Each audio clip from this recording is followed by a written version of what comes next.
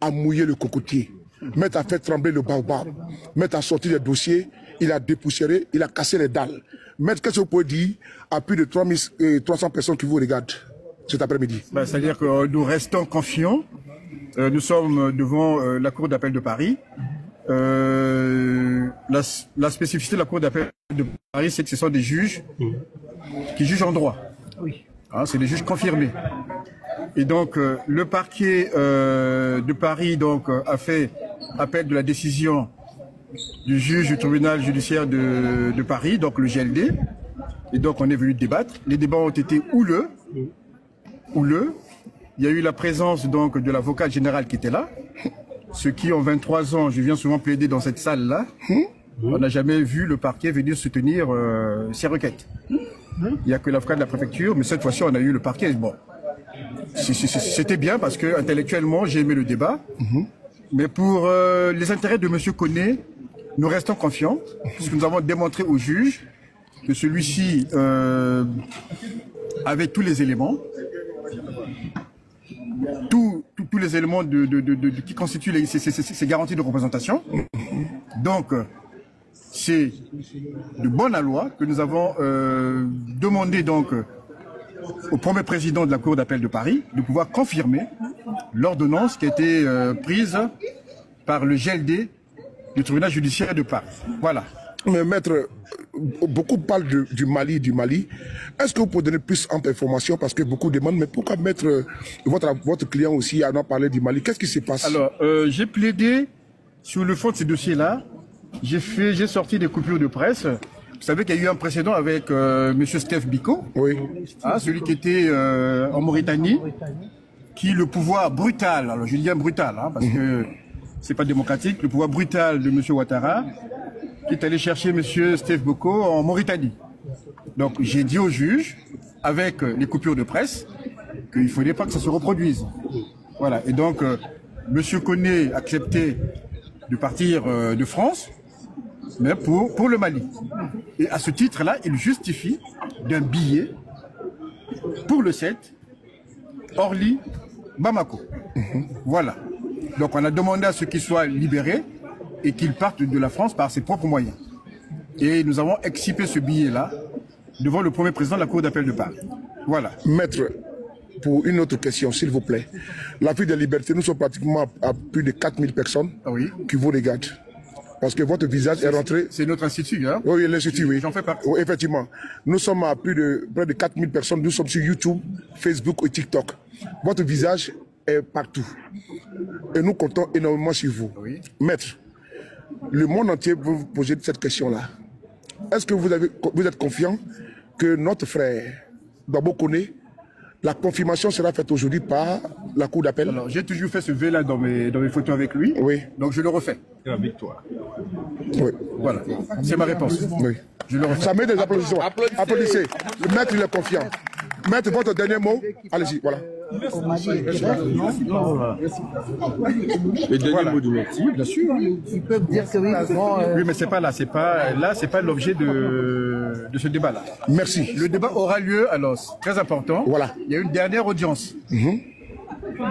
On attend donc que nous recevons le bulletin qui va nous convoquer à cette audience-là. C'est devant le tribunal administratif de Paris. Cette fois-ci, c'est aux fins de la contestation de l'OQTF. Oui. Donc on attend, je crois que c'est demain après-demain, et nous allons nous battre pour annuler cette obligation de quitter le territoire. Si c'est annulé, il sortira directement de... Voilà. Mais j'espère qu'il sortira ici. Ok. Mais voilà. Bon, ça veut dire que si aujourd'hui, ils nous disent les 7, qu'est-ce qui va se passer? S'ils confirment pour le Bamako, qu'est-ce qui va se passer?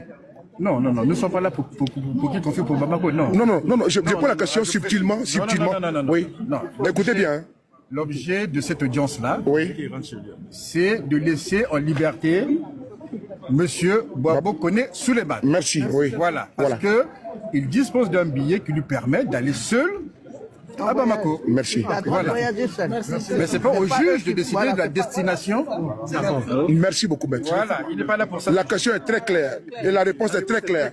Merci beaucoup, maître. On peut applaudir pour maître. Applaudissez pour lui. Merci beaucoup. Voilà, vous avez entendu l'avocat, maître Sylvain Senda. de l'Afrique des libertés. Voilà, c'est un avocat émérite reconnu. J'ai posé la question tout à l'heure parce que d'aucuns, vous connaissez comment ça se passe la manipulation. Quand ils entendent que Gbagbo Koné va partir au Mali, là, ils ne savent pas pourquoi nous sommes ici. Voilà pourquoi j'ai posé la question. Attendez, j'ai tourné ma caméra. Parce que nous sommes en communication, il ne faut pas laisser quelque chose passer. J'ai posé cette question-là concernant... J'ai posé cette question pour que vous... Voilà, j'ai cru entendre sur certains panels qui veut partir au Mali, pourquoi il est parti au Mali. C'est pour ça que j'ai posé la question. Pardon, faut m'appuyer ça dedans, pardon. Voilà. C'est bon. Okay. Voilà, merci beaucoup. Merci beaucoup, papa. Voilà, merci beaucoup. Voilà. Donc, j'ai posé cette question comme ça, subtilement, pour que vous sachiez que nous ne sommes pas venus ici.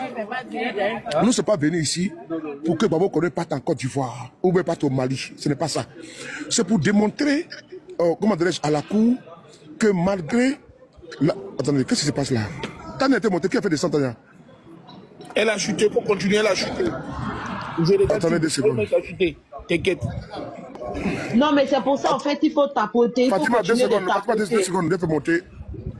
Fatima, 2 secondes, elle fait monter Emmanuela aussi. Voilà. Il faut continuer à tapoter, il faut continuer à tapoter, famille. J'ai posé la question à l'avocat, c'est pour que vous puissiez comprendre. Parce que les Adosara, là, ils ne comprennent pas. Et ils pensent que si on sort d'ici, il va partir au Mali. Ce n'est pas ça. Ici, là, c'est le juge des libertés et de la détention qui a demandé qu'on les libère parce qu'il y a les garanties. Maintenant, là, il y a un dossier qui est devant le tribunal administratif afin de pouvoir casser l'OQTF. Donc, ils disent, bon, vous savez quoi? Notre client ne peut pas partir en Côte d'Ivoire parce que sa sécurité et son intégrité physique sont menacées là-bas en Côte d'Ivoire. Donc, qu'est-ce qu'il faut faire? Au cas où vous voudriez appliquer l'OQTF, notre client ira à Bamako, voici les billets, vous n'avez pas besoin de payer les billets, voici tout est déjà prêt déjà. Ça, c'est l'avocat qui donne ça pour dire non, laissez affaire de Côte d'Ivoire là. Maintenant, le juge dit, bon, on les libère d'abord sur un, le juge de liberté dit, on les libère. On les libère parce que il a une maison. Gbagbo Koné a une maison. Il paye son loyer chaque mois 600 €. Ils ont remis les quittances de loyer au tribunal. Ils ont remis également d'autres justificatifs de domicile, électricité, facture de téléphone, tout a été remis. Ça a été remis comment dirais-je, à la cour ce matin. Et donc, puisque d'aucuns font des panels, et puis il a eu un OQTF en 2020 qui a été cassé, qui a été annulé. Ça a été délibéré, ça a été annulé.